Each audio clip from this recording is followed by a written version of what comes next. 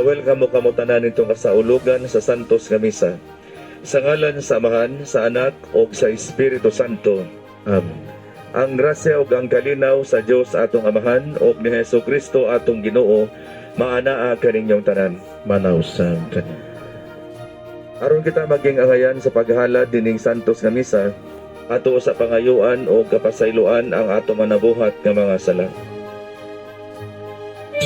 Adlaw kinahanglan manggawas ang mga tawo aron pagpanigom ug pan nga igo lamang ni aning adlaw. Mutuman ba sila sa akong gitugon kanila? Nabati ko ang mga mulos sa mga Israelita. Ingna sila nga inig ka sa wumsum, makabaton sila karni, ug sa pagkabuntag madawat nila ang tanang pan nga ilang gikinahanglan. Unya masayra nila nga ako ang Ginoo, mao ang ilang Dios. Ni aning pagkagabi mitungha ang mga langgam nga buntog nga milukop sa tibuok kampo. Ug sa pagkabuntag di kay bagang yamog sa kampo. Sa pagkauga sa yamog nakakita sila og mga butang nga nipis ug puti. Ingon kanipis sa yamog diha sa yuta. Wala sila masayod kung unsa kadto ug nagpangutan anay sila. Unsa man kini? Miingon kanila si Moises. Mao kini ang pagkaon nga gihatag sa Ginoo. Kaninyo aron inyong kanon. Ang pulong sa Ginoo. Ug ang gusugilon kanamo sa among mga katigulangan. Among isang yaw ngadto sa kaliwat nga umabot ang mahimayaong mga buhat sa Ginoo ug ang iyang gahom ug ang mga katingalahan nga iyang gibuhat. Gihatagan sila sa Ginoo gikan sa langit. Gisugo niya ang kalangitan sa taas ug ang mga pultahan sa langit iyang giablihan. Gipawlanan sila niya ug mana aron ilang kanon ug gihatagan sila sa langitnong kalanon. Gihatagan sila sa Ginoo gikan sa langit. Ang pan sa gamhanan gikaon sa mga tawo. Gipadad-an sila niya og kabuhong sa mga kalanon. Gidala sila niya ngadto sa iyang kabalaan nga yuta, ngadto sa kabukiran nga nadaog sa iyang tuong kamot. Gihatagan sila sa Ginoo Ulat ni San Pablo ngadto sa taga-Efeso. Mga igsuon, sa ngalan sa Ginoo, awhagon ko kamo sa dili pagkinabuhi sama sa mga pagano kansang mga huna-huna walay hinungdan. Apan, dili kini mao ang inyong hikatunan bahin ni Kristo. Sa walay duha-duha, nakadungog kamo mahitungod kaniya. Ug sa inyong pagkasumusunod niya, gitudluan kamo sa kamatuoran nga anaan ni Jesus. Busa, hukasan ninyo ang daang tawo nga maoy hinungdan sa inyong daotang kinabuhi kaniadto nga gilaglag sa malimbungong mga kailibgon niini. Kinahanglan nga bag-uhon gayud ninyo ang inyong mga kasing-kasing ug mga huna-huna. Isulob ninyo ang bagong tawo nga gibuhat sa Dios sama sa iyang dagway nga makita diha sa matuod nga kinabuhing matarong ug balaan. Ang pulong sa Ginoo.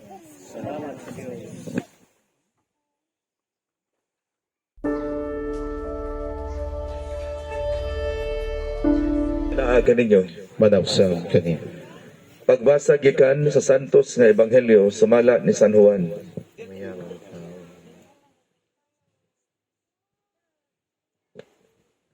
Sa pagkakita sa mga tao nga si Jesus wala didto, ni ang iyang mga tinunan, nanakay sila sa mga sakayan o nagnganto sa Capernaum aron pagpangita kaniya.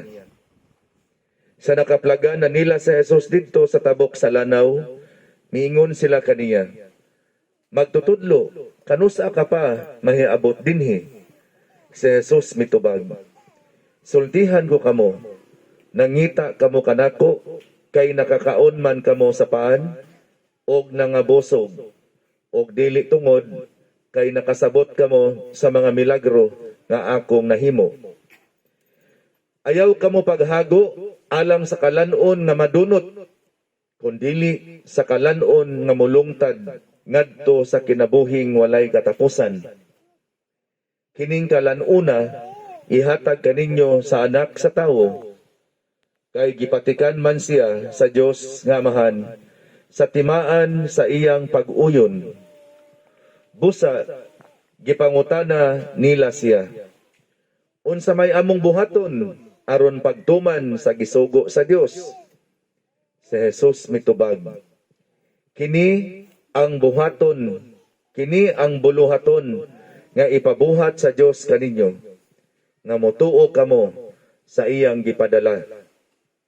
Sila mitubag, unsa mang milagruha ang ipakita kanamo aron manuo kami kanimo? Unsa may imong himuon?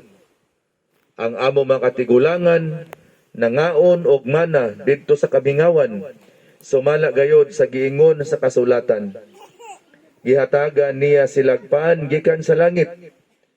Si Jesus miingon, sultihan ko kamo, ang gihatag ni Moises kaninyo, dini mao ang pan nga gikan sa langit. Ang akong Amahan mao ang naghatag kaninyo sa matuod nga kalanon gikan sa langit.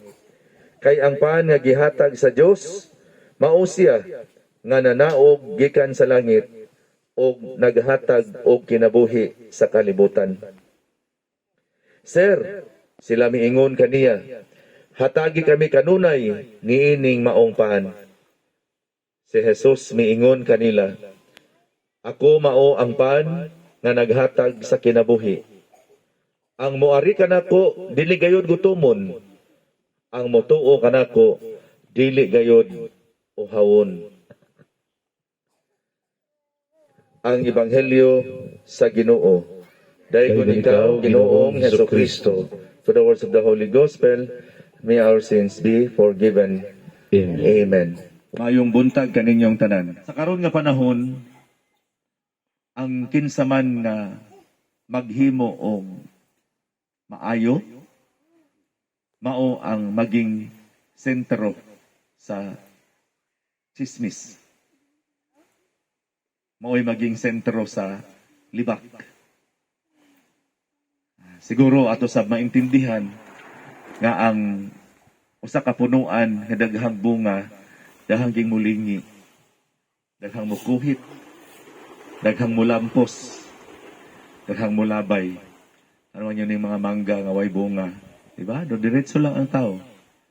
Pero kung siguro kini mga mangga na mungingi sa bunga, mulingi ang tao, mukuhit, mulabay, kuha pa. Apan kay walay bunga, do diretso lang gyud ang tao. Alang kanako maupod na siguro no ang atong kinabuhi. Kung kita maghimo og maayo, kita ang punayan og libak. Mausab sa karon nga panahon, ang kinsa katong tawo nga mosulti sa tinuod ug mobarog kung unsa ang tinuod, mausab ang kontra sa tanan. Apan kinsa katong bakakon, mo'y tuuhan. Daghang tao ang namatay tungod sa iyang pagsulti o pagbarog sa tinuod. Usa na niini si Juan Bautista na mao ang ebanghelyo karong adlaw, ang pagpunggot kang Juan Bautista og liog. O gano kay gipunggutan si Juan Bautista og liog? Tungod sa iyang pagsulti sa tinuod kang Herodes. Iyang giingnan si Herodes, mahal nga hari, dili pwede nga imong idulog-dulog ang asawa sa imong igsuon, ang manghod nga si Felipe. Nga, siyempre, na-touch pod ang ego ni Herodes tungod kay siya gud ang hari. Siguro naisip ni Herodes, kinsa kamang mayukmok nga musaway kanako. Nga kay si Juan Bautista nagpunay man gyud og saway kaniya nga dili gyud dili maayo ang imong gihimo, imo gud nang bayaw, sawa na si imong manghod. Unya, ikaw pa naman ang leader. Di na maayo. So, just tinuod, apan, unsa man ang naging kapalit sa iyang pagsulti sa tinuod, pagsaway sa dili maayo, di ba? Kamatayon, ipunggutan siya og liog, palihog sa pagtindog. In faith and love to Christ, who is the cornerstone. Your response, blessed be God forever. Please repeat. Blessed be God forever. Lord God, you have given us the knowledge and power to become your co-workers. Let us bless the Lord. Blessed Blessed be God forever. Through your Son, you have chosen to build your church upon solid rock. Let us bless the Lord. Blessed be God forever. Through the Spirit of your Son, you form us into a spiritual house where you make your dwelling place. Let us bless the Lord. Blessed be God forever. You inspire in us the firm hope that the building we begin today with your blessing will be brought to completion with your protection. Let us bless the Lord. Blessed be God forever. With much labor, you shape and polish us into living stones until you make us worthy to be built up into a new and holy Jerusalem. Let us bless the Lord. Blessed be God forever. All-powerful and all-merciful Father, you have created all things through your Son and have made him the unshakable foundation of your kingdom. Through the gift of your eternal wisdom, and grant that the undertaking we begin today for your glory and our own well-being may progress day by day to its successful completion. We ask this through Christ our Lord. Amen.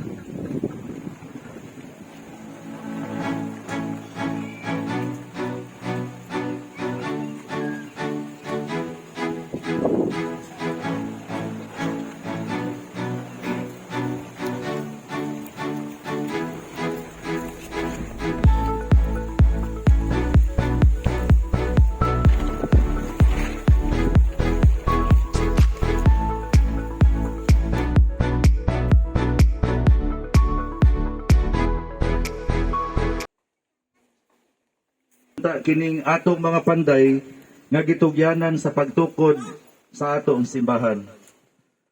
Amahan namong tanan, tan-awa kini sila diha sa imong gugma o panalangini sila o panalipdi sila batok sa mga katalagman o giyahi sila nga magkugi sa ilang trabaho. Mapunuon ta sila sa kaayo o gugma sa ilang mga buhat. Kanunay unta nilang dadon ang imong lamdag sa matag adlaw sa ilang pagtrabaho. Manaunta kanunay sa ilang kaisipan ang paghalad sa ilang kaugalingon o sakripisyo alang sa kahumanan sa pagtukod ni maong simbahan. Kining tanan among gipangayo pinaagi sa imong bugtong anak nga si Jesus nga buhi ug hari uban sa Espiritu Santo, Dios hangtod sa kahangturan. Amen.